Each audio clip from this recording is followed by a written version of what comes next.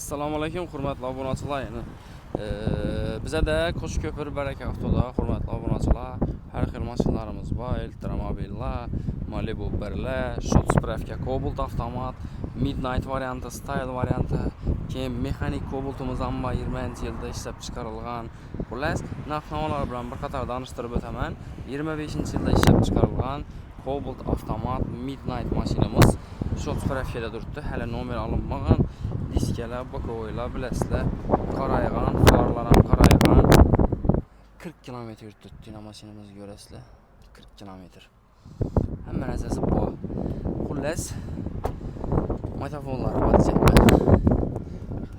Mashinamiz narxi 165 million so'm. Ustunda kelib to'dalasib olaverasizlar. Keyingi mashinamiz Style varianti, xuddi shu narsa.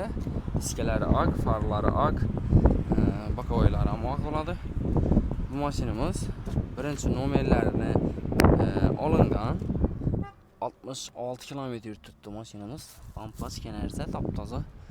Bu mashinamiz narxi 163 million so'm bo'lsa, avtokredit ham, barter ham, har xil variantlarni ishlab beramiz, farqi yo'q. Har xil variantlari bor.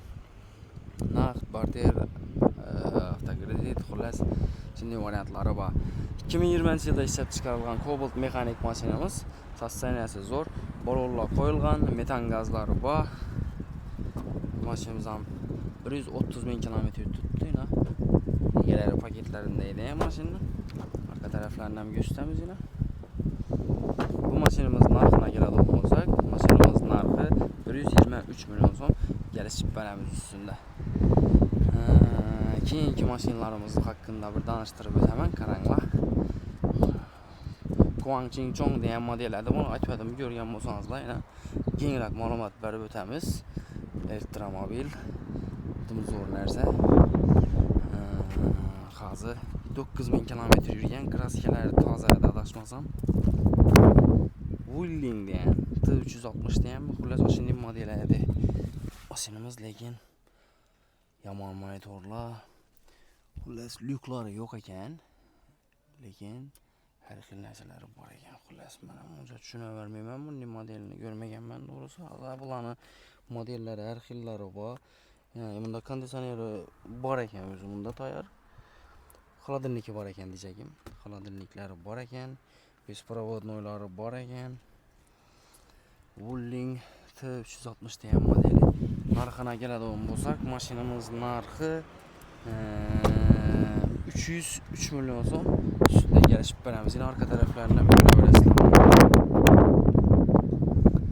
Bir zaryad bilan 400 km yuradi. Bir zaryad bilan egalari aytdilar, 400 km yuradi dedilar. Bir 20 ming so'mlik tok bilan to'liq qiladi o'xshaydi. Ko'raverasizlar mashinamiz. Keyingi mashinamiz 22-yilda ishlab chiqarilgan Zentra mexanik mashinamiz.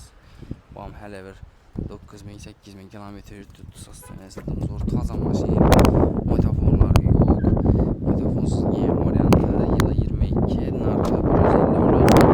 Egadan turibdi, kraskalari toza, kelishib savdolashib olaverasizlar. Keyingi mashinamiz 18-yilda ishlab chiqarilgan avtomat korobka mashinamiz. Lyuklari, ABS, diska, montofon, balon, metan, xullas hamma narsalar qilingan, rasxod qilingan. Asay shunday mashina olish kerak. Rasxodlari aytilgan, tayyor.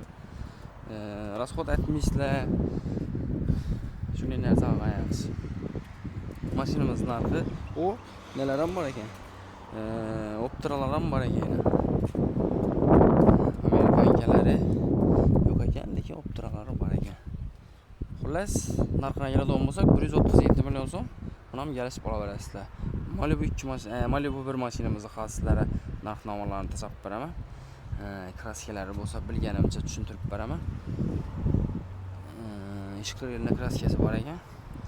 Hozir keyingi videoda shu Malibuni hamma narsalarni xudo xolasa sizlarga podrobniyativ tushuntirib berishga harakat qilaman. Malibu 1 bilasizlar, amerikanskiy zborga mashina yomon, sosteniyasi zo'r.